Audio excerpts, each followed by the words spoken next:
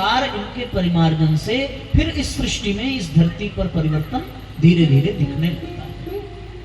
और इसी आधार पर लोग कहते हैं कि भाई अब इंसान जगेगा और ये जमाना बदलेगा।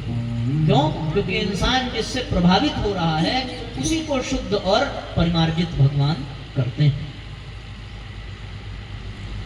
जागेगा इंसान जमाना देखेगा। एक एक करके वो इंसान जागृत होता है।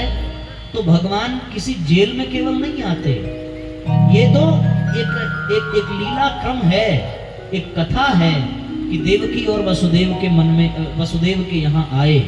पर वास्तव में जब अवतार होता है तो वो हर चेतना में होता है। प्रत्यक्ष रूप से वो मथुरा में दिखेगा, प्रत्यक्ष रूप से वो अयोध्या में दिखेगा, प्रत्यक्ष रूप से वो आवलखेड़ा में दिखेगा, पर वास्तव में वो हर चेतना में धीरे धीरे होता है। ये देवकी और ये वसुदेव ये किसी व्यक्ति का नाम नहीं है। देवकी का तात्पर्य क्या है? देवकी यानी देवमयी बुद्धि। वसुदेव का तात्पर्य क्या है? भागवत में वर्णन मिलता है, विशुद्ध सत्वम वसुदेव शब्दितम।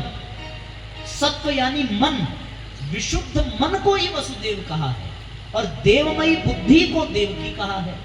विशुद्ध मन यानी सजल श्रद्धा और देवमयी बुद्धि यानी प्रखर प्रज्ञा।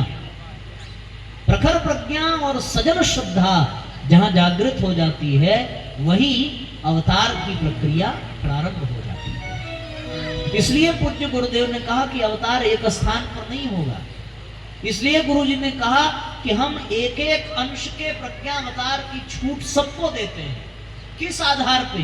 कि लोग अपनी बुद्धि को देवकी बना लें, लोग अपने मन को वसुदेव बना लें। विशुद्ध मन ही सजल श्रद्धा है और देवमयी बुद्धि ही प्रखर प्रज्ञा है, उसी को प्रज्ञा कहा। और देवकी और वसुदेव यानी सजल श्रद्धा और प्रखर प्रज्ञा के यहाँ ही भगवान का अवतरण होता है।